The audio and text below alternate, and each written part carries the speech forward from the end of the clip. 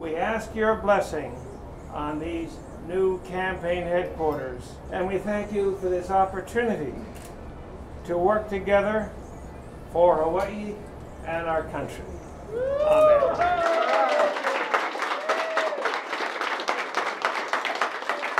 Amen. Come on in. Take a look at our headquarters. You're all welcome. As I introduce you to my friend and yours, the next U.S. Senator for the state of Hawaii, Ed Case, and his beautiful wife, Audrey.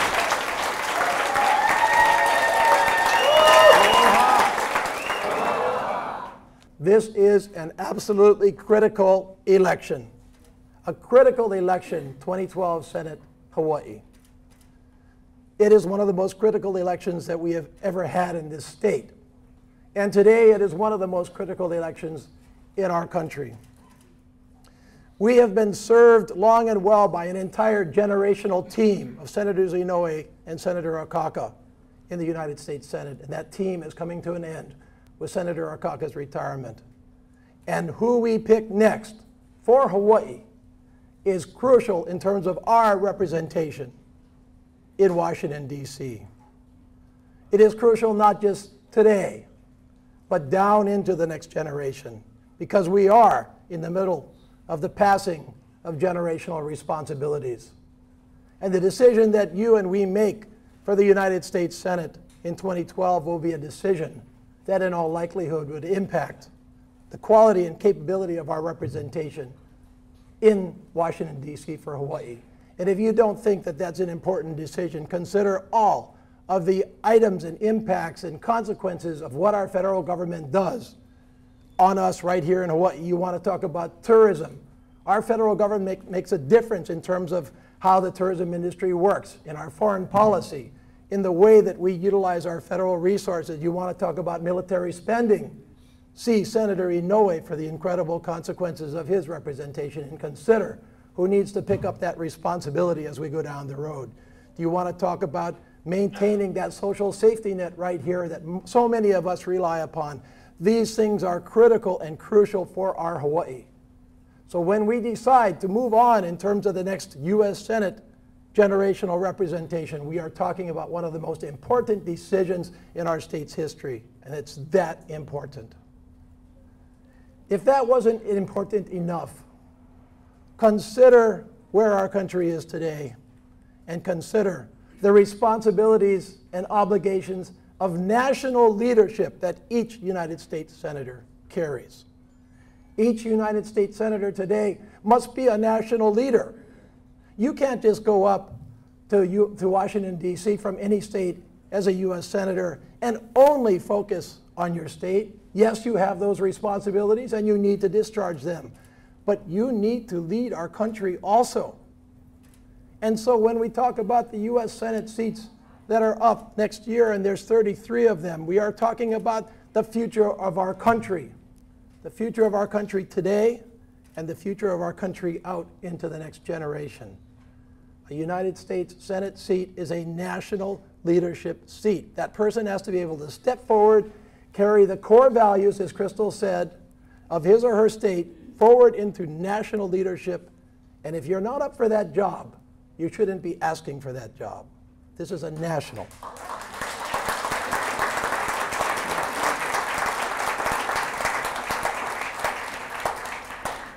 Now, we all know that our state and our country are going through tough times.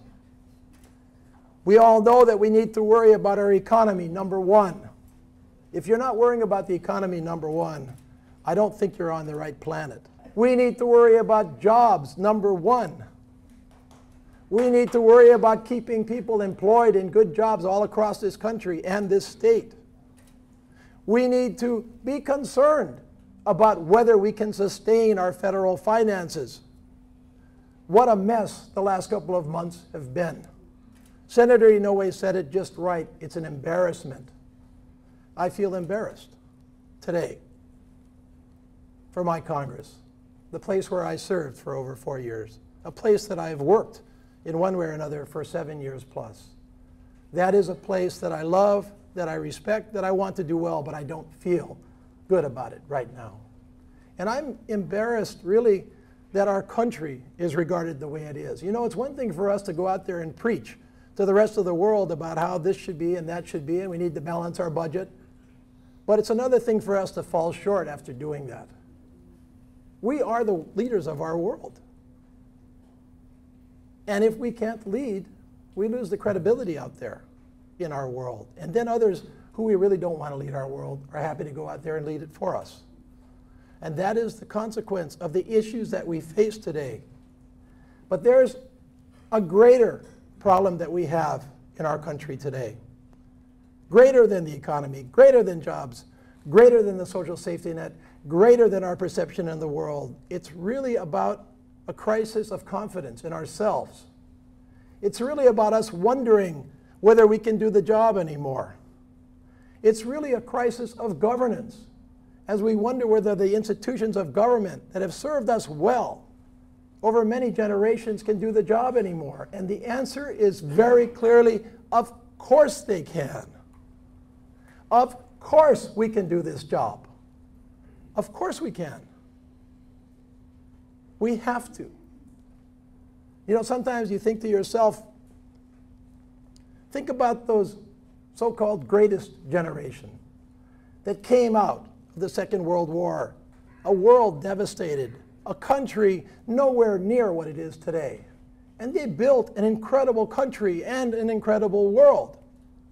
You think about the people that came out of that same war and came home, people like Senator Inouye, and went in to office and built the state that we enjoy here today. They had these problems too. Are you kidding? They had worse problems. They had worse challenges. They had a Cold War to deal with.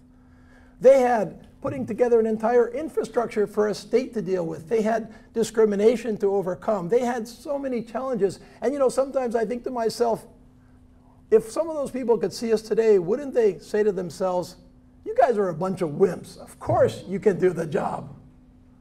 Of course we can do it. The crisis is not in whether we can solve these problems. The crisis is in our belief that we can solve them.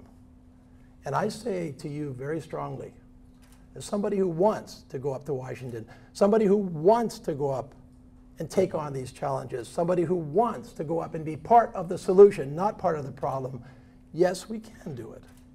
And we have to do it.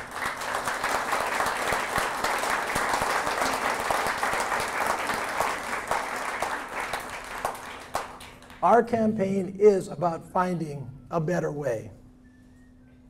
Our campaign is about reaching out to all of the incredible diversity of Hawaii and tapping the incredible diversity of thought and resources and people wanting to be part of their government again, not wanting to just walk away anymore. Our campaign is about saying, "E komo mai, come in, let's do this job together." That's what this campaign is about. Our campaign is about taking on and solving the tough problems, being honest with people. You know, sometimes I listen to the debate coming out of Washington, and I think to myself, it's the weirdest darn thing. We all know what the problem is. We all know what the real choice is, the hard, tough choices are, but everybody pretends like maybe it's so hard to figure out. It's not rocket science. What is the problem is facing it together, making the decisions and moving on in a way that is equal and even to everybody. That's the challenge. This campaign is about making those challenges. And I think this campaign is about one other thing. And I say this one very directly. You know, sometimes there's an attitude out there in our state and in our country that the things that are happening to us are inevitable, that they're things that just have to happen and there's nothing we can do about that. I reject that. These are decisions for us to make. These are decisions for us to choose. These are choices that we decide to make as we move forward together.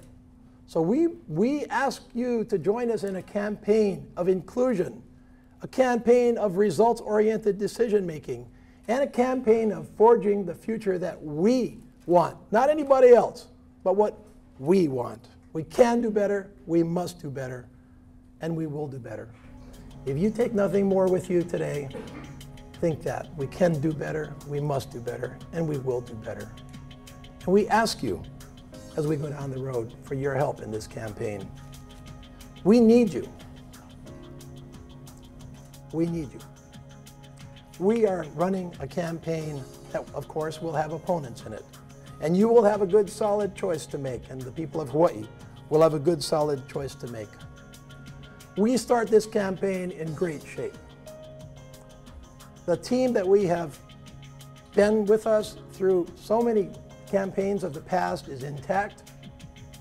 We are going out there over the next 2 weeks and holding 6 campaign kickoff events in all of the counties. This is our first.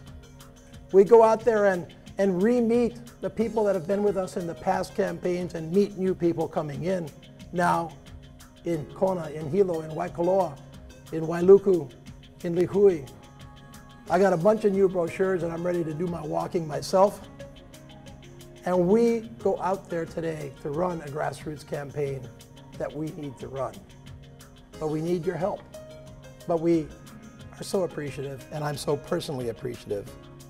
I'm really excited to hit the road with each and all of you. I'm excited at the opportunity to seek the United States Senate seat. I'm excited at the challenge of finding a better way forward. I'm excited at hitting the campaign trail again for the next year. I'm excited at the ability to reach out to a new Hawaii and ask for help, to understand that Hawaii that I was born and raised to all over again, and to take that up to Washington, D.C. So thank you so much for joining us today. We appreciate it, we honor it, and we look forward to working with you. We look forward to seeing you along the campaign trail. Thank you very much again. Aloha.